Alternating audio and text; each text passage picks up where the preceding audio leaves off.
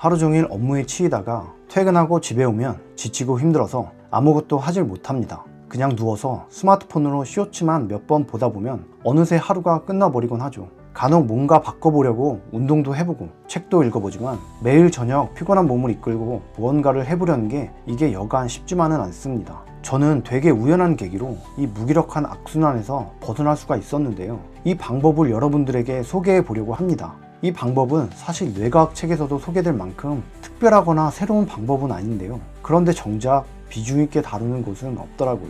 이 방법은 운동보다도 더 활기를 북돋아주고 스트레스까지 통제할 수 있게 해줍니다. 저는 이게 인생을 바꿔주는 핵심이라고까지 생각을 하고 있는데요. 절대 과장이 아닙니다. 실제로 제가 지인들에게 항상 추천하는 이야기인데요. 그게 무엇인지 궁금하신가요? 그럼 영상을 끝까지 시청해주세요. 바로 시작해보겠습니다. 여러분들은 메모장을 항상 가지고 다니시나요? 이건 제가 항상 가지고 다니는 메모장인데요. 인간의 뇌는 어느 때보다 바빠졌습니다. 우리는 매일 수십 가지나 되는 선택과 결정을 내리곤 합니다. 그중 대부분은 별 의미가 없거나 중요하지 않은 것들 뿐이죠. 점심은 뭘 먹지? 출근은 버스를 타고 할까 지하철을 타고 할까? 와 같은 것들이요. 책 정리하는 뇌에서는 볼펜과 펠트펜 중 어느 것으로 쓸 것인가와 같은 별다른 의미가 없는 결정을 사람들에게 연이어 내리게 했더니 그 이후의 결정에서는 충동 조절 능력이 떨어지고 판단력도 저하되는 결과가 나왔다고 이야기합니다. 우리의 뇌는 하루의 특정 개수만큼의 판단만 내릴 수 있게 구성되어 있어서 그 한계에 도달하면 중요도와 상관없이 더 이상 명확한 판단을 내릴 수 없다는 겁니다. 저는 이 책을 읽고 바로 제 상황을 개선해야겠다는 생각이 들더라고요. 왜냐하면 저는 남들보다 생각이 많고 우유부단한 성격을 가지고 있었거든요. 그래서 저는 더 이상 생각을 머리에만 담아두지 않기로 결정을 했습니다. 중요하지 않은 생각과 결정은 당장 고민하지 않고 먼저 기록했다가 나중에 생각하기로 결정했던 거죠. 그래서 포켓 수첩을 하나 구매해서 머릿속에 떠오르는 사소한 잡생각과 이 망상들을 그때그때 기록하기 시작했습니다. 책에서는 이런 종류의 메모를 마음 청소하기라고 부릅니다. 마음 청소하기란 머릿속에 떠오르는 온갖 것들을 그때그때 글로 적어내어 마음의 산만함을 청소하라는 의미가 담겨 있습니다. 특히 반드시 해야 할 일을 마음에만 담아두고 있으면 그것을 잊어버릴까봐 겁이 나서 뇌는 반복해서 그 내용을 되뇌인다고 합니다. 해야 할 일을 머릿속에만 저장하고 있으면 나의 일부는 그 일에 주의를 기울여야 한다는 생각을 멈추지 못하기 때문에 태생적으로 스트레스를 유발하는 비생산적인 상황이 만들어지게 되는 거죠. 이렇게 기록을 통해 생각을 외부 시스템으로 배출하는 작업과 함께 투두리스트도 꼼꼼히 작성하면서 하루의 업무량을 통제하고 관리해 왔습니다. 투두리스트는 4단계로 나눠서 하루에 실행 가능한 부분만 선별하고 제한해서 실천을 해왔던 거죠. 이런 행동을 습관으로 만들고 꾸준히 실천하게 되면 놀라운 변화들을 가져오게 됩니다. 하루에 중요한 결정만 선택해서 판단하고 결정하게 되면 우리 뇌는 불필요한 과부하에서 자유롭게 됩니다. 우리 뇌의 판단 에너지는 의외로 엄청난 에너지를 소모합니다. 운전을 많이 해보신 분들이라면 출장이라도 갔다 오는 날이면 피로감이 극도로 몰려왔던 경험 누구나 한 번쯤 있으셨을 겁니다. 운전을 하면 무의식적으로 수많은 판단과 결정을 내리기 때문에 상당히 많은 피로감을 불러옵니다. 판단과 결정을 뒤로 미루는 습관을 만들게 되면 뇌의 피로도는 급격히 감소하게 되고 상쾌한 정신이 저녁까지 이어질 수 있게 되는 거죠. 그리고 사람들의 스트레스는 의외로 사소한 문제들의 반복에서 비롯되는 경우가 많습니다. 예를 들어서 부부가 휴지거리 방향 때문에 은근한 신경전을 벌일 때 이걸 이야기해야 할지 말아야 할지 고민스러운 경우가 있죠. 그리고 회사에서는 출근할 때 인사를 건넸는데 상대가 못 들었는지 아니면 일부러 안 받는 건지 애매한 상황이 반복되면 괜히 신경 쓰이기 마련입니다. 이런 작은 문제들이 매일 반복되면서 우리의 주의 회로를 소모시키고 결국 스트레스가 쌓이게 되는 거죠. 저 같은 경우는 지인들에게 주기적으로 연락하는 걸 매우 어려워했습니다.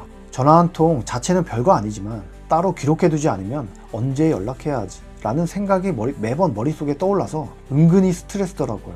아니 솔직히 전화가 몇 달이라도 미뤄지면 계속 신경 쓰여서 큰 스트레스로 변하곤 합니다. 저는 이런 사소한 생각들마저 모조리 기록했습니다. 오늘 누가 인사를 계속 안 받아주네? 신경 쓰인다. 당장 고민할 건 아니지. 나중에 고민하자.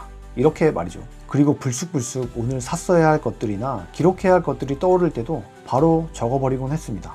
이런 습관을 실천하고 나서부터는 머리가 매우 맑아지는 게 느껴졌고 퇴근 이후에도 이 에너지가 남아있더라고요. 사실 저는 운동도 제법 꾸준히 해왔던 사람이거든요. 그런데 간신히 운동하고 나면 그날은 정말 상쾌하고 좋긴 합니다. 다만 이게 꾸준히 이어지진 않더라고요. 무기력한 상태에서 무리하게 운동을 해야 하기 때문인데요. 생각을 정리하는 습관을 만든 이후에는 자기 개발에 힘을 쏟을 에너지가 생기기 시작했습니다. 그래서 이렇게 유튜브까지 시작할 수 있게 된 거고요.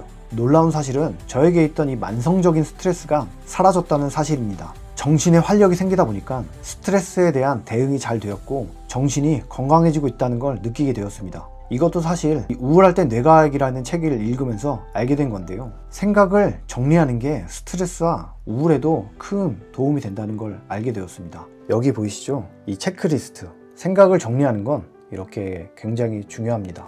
그리고 더욱더 놀라웠던 건 이 습관을 시작한 지 일주일이 채 되지 않을 때부터 바로 반응이 왔다는 사실입니다. 바로 당일부터 몸에서 활기가 생겼고 정신이 맑은 상태가 한 2-3일 동안 지속되니까 이게 뭐지? 라는 생각이 절로 들더라고요. 물론 지금은 적응이 되어서 그 순간만큼의 감동은 없지만 처음 시도해보시는 분들에게는 정말 놀라운 경험을 하시게 되지 않을까 생각을 합니다. 저녁이 있는 삶을 만드는 방법은 사실 여러분의 의지력의 문제가 아닐지도 모릅니다. 여러분의 몸은 충분히 쉬었겠지만 뇌는 항상 일을 하고 있거든요. 오늘 아침 겪었던 무시받았던 기억을 여러분의 뇌는 잠자기 전까지 계속 되뇌고 있을 겁니다. 지쳐있는 뇌를 더 이상 괴롭히는 건 이제 그만두어야 할 때입니다. 몸과 마음을 잘 관리하신다면 무엇이든 할 수 있게 되실 겁니다.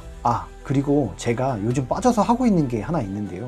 필사를 매일 하고 있습니다. 이 필사를 하고 싶거나 아니면 수기로 이렇게 하시는 분들이 많이 있으시죠. 저는 타자 연습으로 필사를 하고 있는데요. 이 타자 연습으로 필사를 하게 되면 속도가 주는 집중력 때문에 문장을 더 잘 기억할 수 있게 해주고 손의 피로도도 낮춰줘서 더 오래 집중할 수 있게 해줍니다. 사이토 다카시의 책 인류의 조건에서는 이런 이야기가 나옵니다. 모터사이클 선수들은 속도가 올라갈수록 시야가 더 넓어져서 더 많은 것들을 본다고 합니다. 타자로 필사를 하게 되면 더 빠른 속도로 문장을 적어내서 높은 집중력으로 더 많은 문장과 글을 기억해낼 수 있다고 생각을 하는데요. 특히 제가 이걸 갑자기 말씀드리는 이유는 이 몰입이 스트레스까지 사라지게 해준다는 겁니다. 제가 여기 사이트 몇 개를 소개시켜 드려보려고 합니다. PPL은 절대 아니고요. 제가 근래에 행동한 것 중에 제일 잘한 일이라고 생각이 들어서 소개시켜 드리고 싶은 마음에 이렇게 말씀을 드리고 있습니다. 그리고 이 내용이 좋으셨다면 거기서 책 종류 좀 많이 늘려달라고 건의 메일도 좀 넣어주세요. 그래서 저는 이 필사를 수기로 하는 것보다 타자로 하는 게 더 효과적이라는 생각을 하게 되었고 실제로 이렇게 도움을 많이 받고 있습니다. 저의 영상은 여기까지입니다. 시청해주셔서 감사드리고 저는 다음 영상에서 찾아뵙겠습니다. 그럼 다음에 뵙겠습니다. 감사합니다.